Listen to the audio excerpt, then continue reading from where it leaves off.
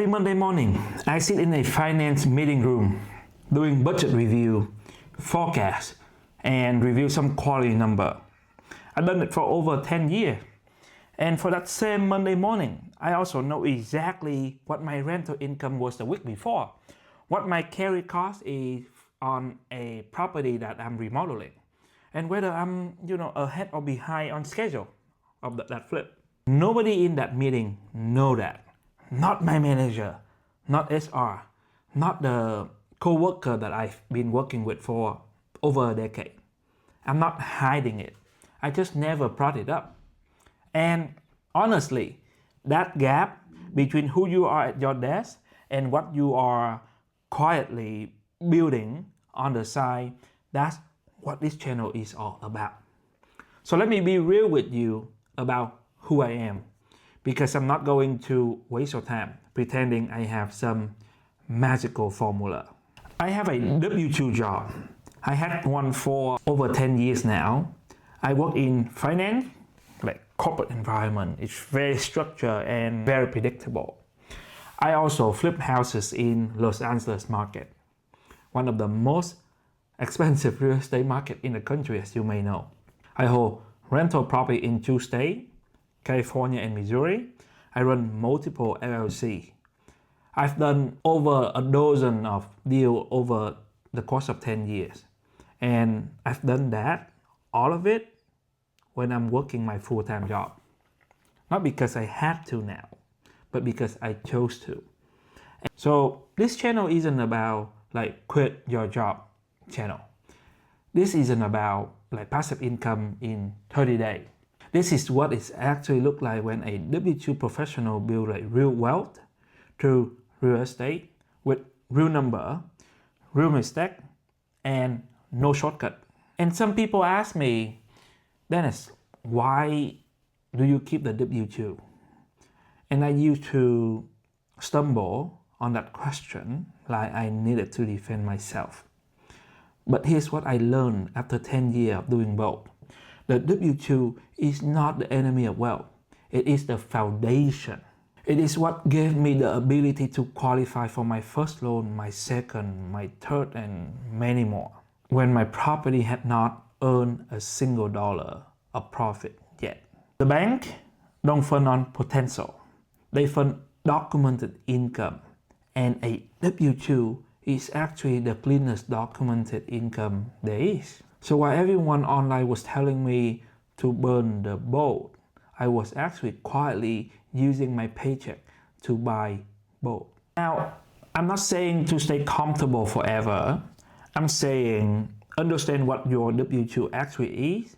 It is actually a leverage if you know how to use it. And quite frankly, most people don't. And that is exactly why I'm here. My first flip was in 2016. I had no idea what I was doing at the time. I knew like finance. I understood number.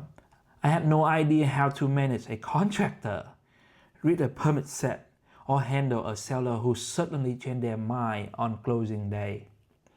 I bought a property that needed full remodel. I had a budget. The budget went wrong.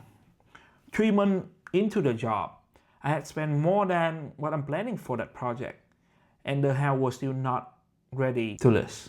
I remember sitting in my car in the driveway, the same car that I drove to work like every day, and thinking, did I just make a very expensive mistake? I didn't quit.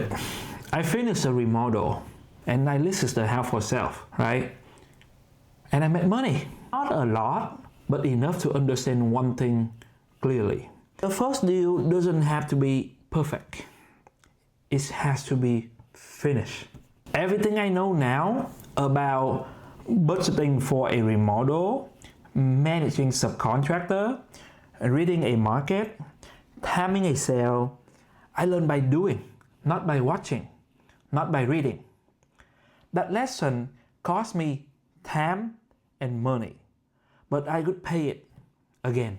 So what does it look like in practice? How do you actually do both? Hold out on a career and run a flip business. And Here is the honest version. First, your W2 income is your credit profile. That's how banks look at it. Protect it. Build on it. Use it to qualify for financing before you need it, not after that. Second, your LLC is your business entity. The separation isn't just a legal protection, it is mental clarity. What happened at work, stay at work. What happened in the LLC, stay in the LLC. Run them like two separate businesses because they are.